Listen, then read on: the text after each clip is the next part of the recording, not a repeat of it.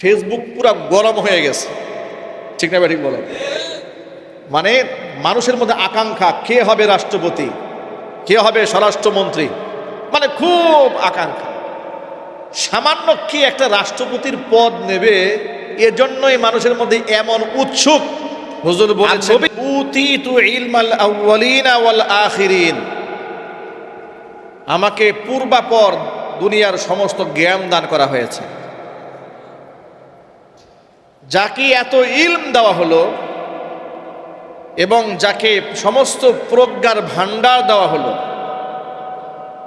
তাকে আল্লাহ পাক বলছেন উদু ইলা সাবিলি রাব্বিকা বিল হিকমা, হে নবী আপনার এই জ্ঞান ভান্ডার যে আপনাকে দিলাম, আপনাকে এত ইলম দিলাম, পূর্বাপর সমস্ত জ্ঞান আল্লাহ পাক যাকে দান করলেন, দুনিয়ার জ্ঞান এবং আখিরাতের জ্ঞান, পরকালের জ্ঞান, এত জ্ঞানে গুণী, এত বৈশিষ্ট্যমণ্ডিত হওয়ার পরে, এত গুণে গুণান্বিত হওয়ার পরে আল্লাহ পাক তাকে বলছেন, তার রসুলকে বলছেন, আপনি হিকমা এবং প্রজ্ঞার সাথে আপনার রবের দিকে মানুষকে ডাকুন। আপনি যখন ডাকবেন, সমাজের কিছু লোকেরা আপনার সাথে বৈরী আচরণ করবে, কিন্তু আপনি তাদের সাথে বিবাদে যাবেন না। ওয়াজাদিলহুম বিল্লাতি হিয়া আহসান, আপনি উত্তম পন্থায় তাদের সাথে মোকাবেলা করবেন। ওরা আপনাকে গালি দিবে, ওরা আপনাকে পাগল বলবে, কিন্তু প্রতি উত্তরে আপনি পাগল বলবেন না। ওরা আপনাকে জাদুকর বলবে, আপনি এদেরকে উল্টা জাদুকর বলে গালি দিবেন না। ওরা আপনাকে কাহেন বলবে, জ্যোতিষী বলবে, আপনি তার প্রতি উত্তর গালি দিয়ে দিবেন না। ওরা আপনাকে সাহের বলবে, জাদুকর বলবে, আপনি কাজে নেবেন না। ওরা উন্মাদ বলবে, কিন্তু আপনাকে আমি সান্ত্বনা দিয়ে বলছি ওয়া ইন্নাকা লাআলা খুলুকিন আযীম, আমি রবের কসম করে বলছি আপনি উত্তম চরিত্রের উপর প্রতিষ্ঠিত আছেন। ওরা আপনাকে পাগল বলছে, আর আমি ঘোষণা করছি ওয়ামা সাহিবুকুম বিমাজনুন, তোমাদের সাথী পাগল নয়। সুবহানাল্লাহ বলে। মানুষ আপনাকে পাগল বলবে, আপনার প্রতিবাদের দরকার নাই। আপনার পক্ষ হয়ে আমি আল্লাহ প্রতিবাদ করছি। ওরা আপনাকে পাগল বলতে পারে, উন্মাদ বলতে পারে, জিনে ধরেছে বলতে পারে, কিন্তু আপনি প্রতি উত্তর আপনার এই কর্কশ ভাষা দিয়ে দেবেন না, বরং ওয়াজাদিলহুম বিল্লাতি হিয়া আহসান, আপনি এদেরকে ডিফেন্স করবেন উত্তম আচরণ দিয়ে, উত্তম আদর্শ দিয়ে, সুন্দর কথা বলে। কারণ হচ্ছে এই ইন্না রাব্বাকা হুয়া আ'লামু বিমান দাল্লা আন সাবিলিহি ওয়া হুয়া আ'লামু বিল মুহতাদিন। কে আসলে হেদায়েত পাবে আর কে পাবে না, সঠিক পথ থেকে কে বিচ্যুত হবে আর কে হবে না, সে সম্পর্কে আমি আল্লাহ পাক সম্মত অবগত আছি। যেহেতু আপনি জানেন না কে গ্রহণ করবে, লাস্তা আলাইহিম বিমুসাইতির, কার উপরে প্রেসার ক্রিয়েট করে, বল প্রয়োগ করে আপনি তাকে হেদায়েতের কথা শোনাতে যাবেন না। দরদ মাখা মন নিয়ে, অত্যন্ত সুন্দর আচরণ দিয়ে আপনি দ্বীনের কথা বলে যান। হেদায়েত দেওয়ার মালিক একমাত্র আল্লাহ রব্বুল আলামিন। হেদায়েতের মালিক কে? আল্লাহর নবী ব্যক্তি জীবনে এটাকে এত সুন্দর করে অ্যাপ্লাই করেছেন, এত চমৎকারভাবে আল্লাহর দেওয়া নির্দেশনাকে জীবনে বাস্তবায়ন করেছেন। বিদায় হজের ভাষণে লক্ষাধিক সাহাবীর সামনে হুজুর বললেন, আলা হাল বাল্লাগতু রিসালাতি, সাহাবীরা বলো তো আমার উপর রিসালাতের যে দায়িত্ব ছিল এটাকে আমি পৌঁছে দিয়েছি? ১.৫ লক্ষ সাহাবী সবার সামনে হাত উঁচিয়ে বলেন, হ্যাঁ আপনি দাওয়াত পৌঁছে দিয়েছেন। সাহাবায়ে কেরামের কাছ থেকে স্বীকৃতি নেওয়ার পরে শাহাদাত আঙ্গুল এইভাবে আকাশের দিকে উঁচু করে আল্লাহ রাসূল আল্লাহকে ডেকে বলছেন, আল্লাহুম্মা ফাশহাদ, আল্লাহ এবার তুমি সাক্ষী হয়ে যাও, তুমি সাক্ষী হও আমি আমার রিসালাতকে মানুষের কান পর্যন্ত পৌঁছে দিয়েছি। বর্ণনাকারী সাহাবী বলেন, নবীজি যখন আল্লাহুম্মা ফাশহাদ, হে আল্লাহ তুমি এবার সাক্ষী হয়ে যাও, এমনভাবে আল্লাহকে ডেকে তিনি কথা বলছিলেন সম্বোধন করে, মনে হচ্ছিল রবের মাঝে আর নবীজির মাঝে কোনো পর্দাই ছিল না। এত আপন করে, এত কাছে নিয়ে আল্লাহকে ডেকে ডেকে বলছেন, হে আল্লাহ তুমি সাক্ষী হয়ে যাও আমি আমার দায়িত্ব পূর্ণ করেছি। চিৎকার দেবে বলেন আল্লাহু আকবার। এই জন্য আদর্শ শিখতে হবে রসুলের কাছ থেকে, সুন্নত নিতে হবে রসুলের পাক সাল্লাল্লাহু আলাইহি ওয়াসাল্লামের কাছ থেকে। আমরা যারা দায়ী কিংবা আমরা যারা ইসলামিক রাজনীতি করি কিংবা আমরা যারা ইসলামিক আন্দোলন করি, খেলাফত চাই, শরীআ আইন বাস্তবায়ন করতে চাই, আল্লাহর বিধান জমিনে কার্যকর করতে চাই, কোন পদ্ধতিতে করব? যেই পদ্ধতি লেনিন রেখে গিয়েছেন সেই পদ্ধতি নয়, কার্ল মার্কস যে আদর্শ রেখে দিয়েছেন সেই পদ্ধতি নয়। আমাদেরকে পদ্ধতি অবলম্বন করতে হবে বিশ্বনবী মুহাম্মদ রাসূলুল্লাহ সাল্লাল্লাহু আলাইহি ওয়াসাল্লামের পদ্ধতি, ঠিক কিনা? আল্লাহর নবী সাল্লাল্লাহু আলাইহি ওয়াসাল্লাম দূর দেশে সাহাবীদেরকে পাঠাচ্ছেন, অচেনা অজানা এলাকায়। হুজুর বললেন ইসলামের কথা যখন বলবে ইয়াসসিরু ওয়ালা তুআসসিরু, ইসলামটাকে খুব সহজভাবে মানুষের সামনে উপস্থাপন করবে। ওয়ালা তুআসসিরু, এমনভাবে বলবে না যে কঠিন মনে করছে মানুষ, এটাকে অসাধ্য মনে করবে, এরকমভাবে ইসলামকে উপস্থাপন করবে না। বাশশিরু ওয়ালা তুনাফিরু, মানুষকে অনেক সুসংবাদ দিয়ে শোনাও, ভয় দেখাই দিও না, অনেক বেশি ভয়ের কথা শোনাই দিও না যে ভয়ে মানুষ এখান থেকে পিছপা হয়ে যায়। সুসংবাদ দাও মানুষদেরকে, জান্নাতের কথা বলো, আল্লাহর রহমত অনেক নিকটে, এরকম কথা বলো, আশার কথা শোনাও। মানুষদেরকে হতাশা ব্যঞ্জক কথা বলো না, যে কথা শুনলে মানুষ হতাশ হয়ে যায়, নিরাশ হয়ে যায়, যে আমার তো কোনো ওয়ে নাই, আমার তো কোনো রাস্তা নাই, এরকম কথা বলো না। মানুষদেরকে আমার রহমত সম্পর্কে বেশি কথা বলো। ইয়া ইবাদিয়াল্লাযীনা আসরাফু আলা আনফুসিহিম লা তাকনাতু মির রাহমাতিল্লাহ ইন্নাল্লাহা ইয়াগফিরুদ যুনুবা জামিআ ইন্নাহু হুয়াল গফুরুর রহিম। ওই সমস্ত ব্যক্তিরা যারা নিজের উপর জুলুম করেছো গুনাহ করে, লা তাকনাতু মির রাহমাতিল্লাহ, আমি আল্লাহর রহমত থেকে নিরাশ হয়ে যেও না। ইন্নাল্লাহা ইয়াগফিরুদ যুনুবা জামিআ, কত গুনাহ তুমি করেছো বান্দারে, সমস্ত গুনাহ আমি আল্লাহ পাক ক্ষমা করে দেব। ইন্নাহু হুয়াল গফুরুর রহিম, অবশ্য আমি আল্লাহ তাআলা ক্ষমাশীল অতীব দয়ালু। আল্লাহ ক্ষমা করে দিবেন। আল্লাহর দয়ার কথা মানুষকে শোনাও, মনে রেখো। নবী করিম সাল্লাল্লাহু আলাইহি ওয়াসাল্লাম বলেছেন, হাদিসে কুদসিতে এসেছে যে গালাবাত রাহমাতি আলা গাদাবি, আল্লাহ পাক বলেন আমার ক্রোধের উপরে, আমার গুসার উপরে আমার দয়া সব সময় প্রাধান্য থাকে। চিৎকার দেখুন সুবহানাল্লাহ। আল্লাহ দয়া করতে ভালোবাসেন। ইসলামটাকে এভাবে সহজভাবে উপস্থাপন করা হচ্ছে। প্রিয় ভাইরা, আপনার কাছে জিজ্ঞেস করতে চাই, সাহাবায়ে কেরাম যে পরিমাণ গালি খেয়েছেন, যে পরিমাণ শারীরিক মানসিক টর্চারের শিকার হয়েছেন, তার শতভাগের এক ভাগ আমরা খেয়েছি? একটু জোরে বলুন না ভাই। ধরুন আমরা উল্লেখযোগ্য বলতে পারি বাংলাদেশে কারা সবচেয়ে বেশি টর্চারের শিকার হয়েছে। যেমন আল্লামা মামুনুল হক হাফিজাহুল্লাহ। বাংলাদেশে যে সমস্ত আলেমরা নির্যাতন নিপীড়ন, যাদের উপর স্টিম রুলার চালানো হয়েছে, তাদের মধ্যে একেবারে নির্যাতিত আলেমদের প্রতীক অন্যতম শেখুল হাদিস ইবনে শেখুল হাদিস আল্লামা মামুনুল হক হাফিজাহুল্লাহ, ঠিক কিনা বলেন? মুফতি জসিমউদ্দিন রহমানী হাফিজাহুল্লাহ নির্যাতিত আলেমদের মধ্যে একবারে প্রতীক পর্যায়ের মাজলুম। শহীদ আল্লামা দেলওয়ার হোসেন সাঈদী রহমাতুল্লাহি আলাইহি মাজলুম আলেমদের মধ্য থেকে একদম শীর্ষ মাজলুম, যারা শতাব্দীর শ্রেষ্ঠ মাজলুম বললে ভুল হবে না, ঠিক কিনা বলেন? তারা মাজলুম ছিলেন। এবার আপনাদেরকে যদি জিজ্ঞেস করতে চায়, সমস্ত মাজলুমদের জুলুম এক পাল্লায় দিলে হযরতে বেলালের উপর যে নির্যাতন কাফেরা করেছে তার সমতুল্য হবে? খাব্বাবের উপরে যা করেছে সমতুল্য হবে? খুবাইবের উপরে যা করেছে সমতুল্য হবে? আম্মার ইবনে ইয়াসির রাদিয়াল্লাহু তাআলা আনহুর উপরে যা করেছে সমতুল্য হবে? আল্লাহর নবী যখন কুফফারদের চরম নির্যাতনে কবলে পড়লেন, সাহাবায়ে কেরামের বেশ কিছু সংখ্যক সাহাবায়ে কেরাম মক্কা ছেড়ে অন্যত্র চলে গেলেন, হাবশায় হিজরত করে চলে গেলেন। আল্লাহ নবী সাল্লাল্লাহু আলাইহি সাল্লাম হিজরত করবেন, নিয়ত করছেন মনে মনে, আল্লাহর ফয়সালার অপেক্ষায় আছেন, সিদ্ধান্তের অপেক্ষায় আছেন। এই মুহূর্তে কাফেররা বুঝতে পেরেছে, দুর্বল সাহাবীদেরকে টার্গেট করে করে নির্যাতন শুরু করেছে। যেমন খাব্বাব, খুবাইব, আম্মার, বেলাল, তাদেরকে ধরে ধরে খুব টর্চার করছে।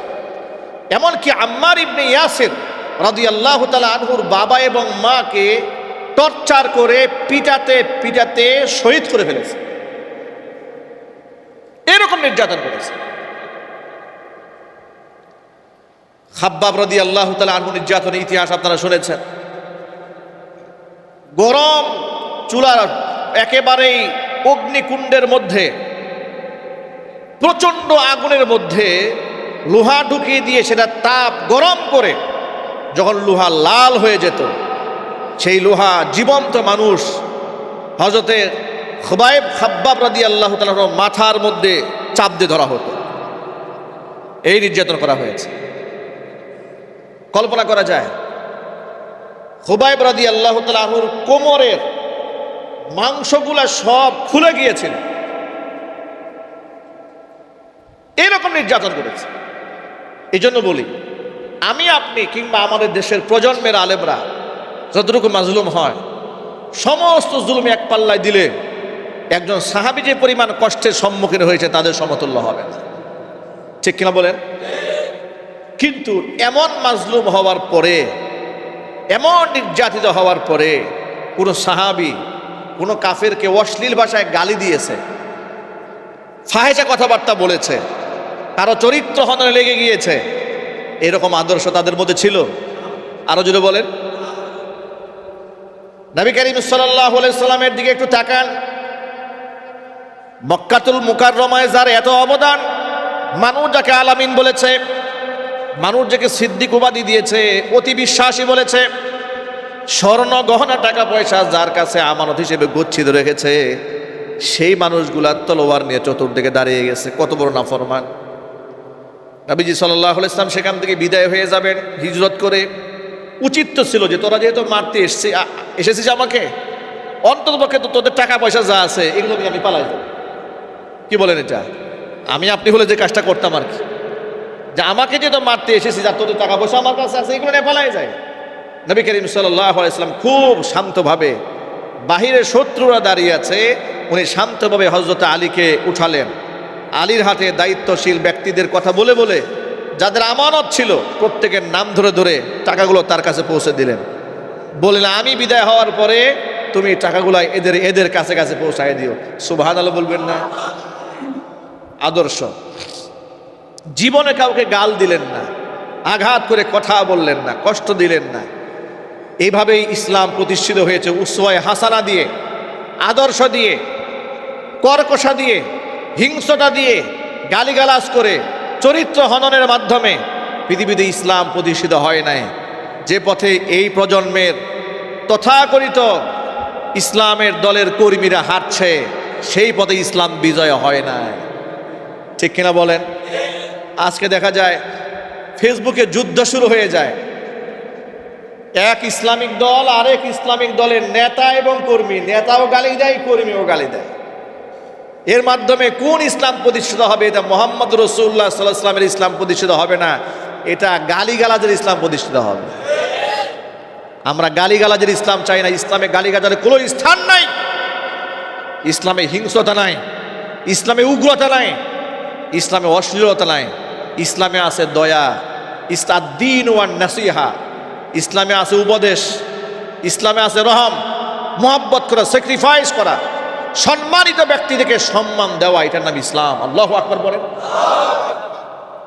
আমরা তো মানুষদেরকে সম্মান দিতে জানি না, আমরা কেউ সম্মান দিই না। হ্যাঁ, আমরা কাকে সম্মান দিই জানেন?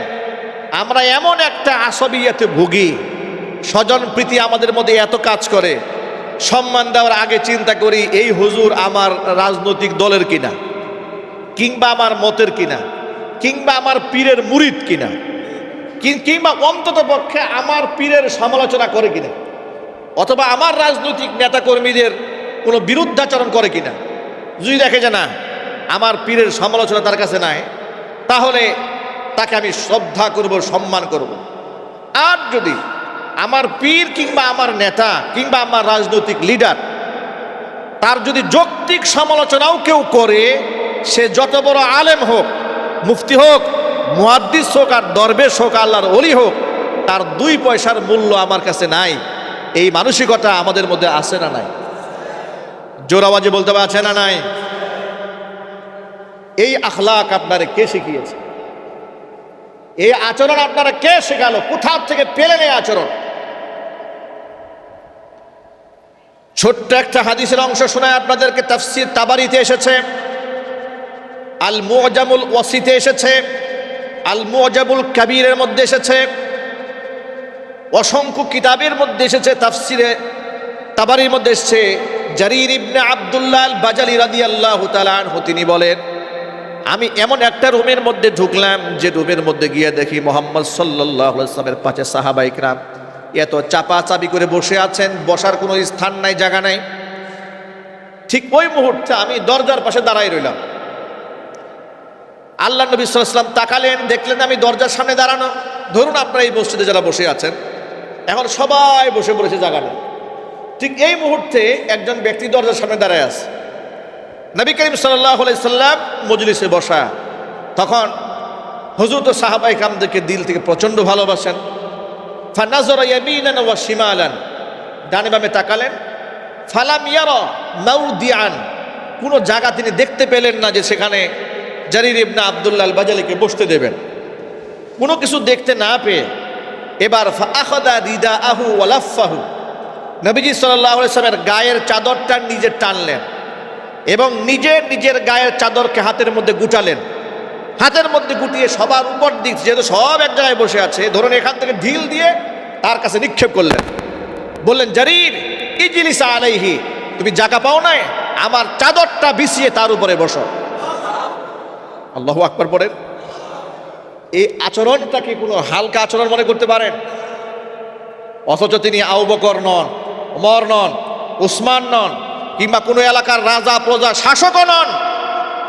জারির ইবনে আব্দুল্লাহ আল বাজালি বলেন, আমি দরজার সামনে দাঁড়িয়ে আছি, রাসূল আমার সাথে এই আচরণটা করলেন, গায়ের চাদর খুলে আমাকে বসতে দিলেন। আমি রাসূল পাক সাল্লাল্লাহু আলাইহি ওয়াসাল্লামের চাদরখানা হাতের মধ্যে নিলাম। ফাকাব্বালাহু, এরপর তিনি চাদরের মধ্যে চুমা খাইলেন, বুকের সাথে দম্মাহু, বুকের সাথে জড়ায় ধরলেন, আর ঠোঁটের মধ্যে নিয়ে চুমা খাইলেন। চুমু খেয়ে সবার সামনে বললেন, আকরামাকাল্লাহু ইয়া রাসূলুল্লাহ কামা আকরামতানি, হে আল্লাহ রসুল, যে সম্মানটা আজকে আপনি আমাকে দিলেন, আমার মতো একটা মানুষকে আপনার গায়ের চাদর খুলে দিয়েছেন বসার জন্য, আল্লাহ আপনার ইজ্জতকে আরো বাড়াই দেন। নবীজি সাল্লাল্লাহু আলাইহি সাল্লাম ঘোষণা করলেন, ইদা আতাকুম কারীমু কওমিন ফাআকরিমুহু। এ সাহাবীরা শোনো, তোমাদের মাঝে যদি কোনো সম্মানিত ব্যক্তি আসেন, কোনো গোত্রের প্রধান কিংবা লিডার টাইপের কেউ আসেন, কিংবা সমাজের যে কোনো সম্মানিত ব্যক্তি যদি তোমাদের কাছে আসে, ফাআকরিমুহু, তোমরা তাকে সম্মান দিও। সুবহানাল্লাহ, আল্লাহু আকবার পড়েন। এই তো ছিল রাসূল পাক সাল্লাল্লাহু আলাইহি ওয়াসাল্লামের আদর্শ। আর আমরা এক একজনে আমাদের মন এত সংকীর্ণ, এত হিংস্র, আমাদের ভাষায় এত জঘন্য, এত কর্কশ আমাদের আচরণ, যে মুখে আমাদের দাড়ি আছে, মাথায় টুপি আছে, গায়ে লম্বা কুর্তা আছে, মাথার মধ্যে পাগড়িও আছে, দেখে মনে হয় একেবারে খাজা মুঈনুদ্দিন চিশতি রহমাতুল্লাহি আলাইহি। আচরণ দেখে শয়তানও পালিয়ে যায়, ঠিক কিনা বলেন? আদর্শ ফেরাউন আবু জেহেলের মতো, কিন্তু সুরত ধারণ করেছে মুহাম্মদ সাল্লাল্লাহু আলাইহি ওয়াসাল্লামের মতো। মনে রাখবেন, সাবধান, এই সুরত দিয়ে নাজাত পাওয়া যাবে না। আমাদের হৃদয়কে প্রশস্ত করতে হবে, মানুষকে আপন করে নেওয়ার যোগ্যতা অর্জন করতে হবে, ঠিক কিনা বলেন? আজকে যুব মজলিস কর্তৃক আয়োজিত ইসলাহি বয়ানে আমার তো মনে হয় এর চেয়ে বড় ইসলাহ কি হতে পারে, যে আজকের পর থেকে আমি আমার ভেতরকার যত হিংস্রতা আছে, যত বদ আচরণ আছে, যত অশ্লীল বাক্যালাপ আমার জবান থেকে ইতোপূর্বে বের হয়েছে, গালিগালা শুধু মুখ থেকে বের হয় না, এখন তো গালি কলম দিয়ে বের হয়, ঠিক না? হুজুর, আপনি কি জীবনে আমাকে গালি দিতে দেখেছেন? উনি গালি দেন না, কিন্তু ফেসবুকে গালি উনি লেখেন। এটা মুখ দিয়ে বলার চাইতে আরো জঘন্য, ঠিক কিনা বলেন? মুখ থেকে যখন বলেছেন তো তাৎক্ষণিক শেষ হয়ে গেল। আপনি যে লিখলেন, এ তো শেষ হবে না, প্রজন্মের পর প্রজন্ম, হাজারো লাখো মানুষ আপনার গালির সাক্ষী হয়ে আছে। মনে রাখবেন, ইমানদার ব্যক্তি এত উদাসীন হয় না। আমার প্রত্যেকটা কলম, আমার লিখনি, আমার কদম, আমার উচ্চারণ, আমাকে অত্যন্ত সতর্কতার সাথে আমাকে উচ্চারণ করতে হবে। কারণ মা ইয়ালফিজু মিন কাউলিন ইল্লা লাদাইহি রাকিবুন আতীদ। আমি এই আয়াত বিশ্বাস করি, আমি যা করি সংরক্ষণকারী ফেরেশতা সব রেকর্ড করে ফেলে। এই বিশ্বাস আমাদের আছে না ভাই? আরো যদি বলতে হবে আছে না? সিবাবুল মুসলিমি ফুসুকুন ওয়া কিতালুহু কুফরুন। মুসলমানদেরকে গালি দেওয়া কবিরা গুনাহ। গালি দেওয়া কি জোরে বলেন? আরো জোরে বলেন। এখন গালি দেওয়া মানে তো অমুকের বাচ্চা আর তমুকের বাচ্চা বলার নামই গালি দেওয়া নয়। অমুকের বাচ্চা বললেই গালি দেওয়া হয়। আচ্ছা, আপনি ছোট লোক বললেন, এটা গালি হয় নাই? কথা বলেন না কেন? আপনি জালেম বললেন, গালি হয়নি? আপনি দালাল বলেছেন, গালি হয়নি? গালি হয়েছে। ছবি বাণিজ্য চলে বাংলাদেশে, ফটোকাট রাজনীতি। বলে স্বৈরাচারের সাথে অমুক জায়গায় বৈঠক হয়েছে, ছবি আছে। অমুক নেতার সাথে অমুকের ছবি আছে, ফেসবুকে ছেড়ে লেখে এই দেখো দালালির ছবি। প্রিয় ভাইরা, আপনি যে ফেসবুকে দিলেন, যার ছবি নিয়ে রাজনীতি আপনি করলেন, এই ছবির প্রেক্ষাপট কি? এর শানে বুরুদ কি? এর সম্পর্কে আপনি কতটুকু জানেন? কি জানেন আপনি এ সম্পর্কে? আপনি বাজে একটা মন্তব্য ছড়িয়ে দিলেন। এই হিংস্রতা নিয়ে, এই আদর্শ নিয়ে জমিনের মধ্যে আল্লাহর দিন কায়েম হবে না। আমরা সেই দিন কায়েম করতে চাই যেই দিন আল্লাহ রসুল রেখে গিয়েছেন। ঠিক কিনা বলেন? আজকে আমরা ইসলাহি মাহফিলে তওবা করব, বলেন ইনশাআল্লাহ।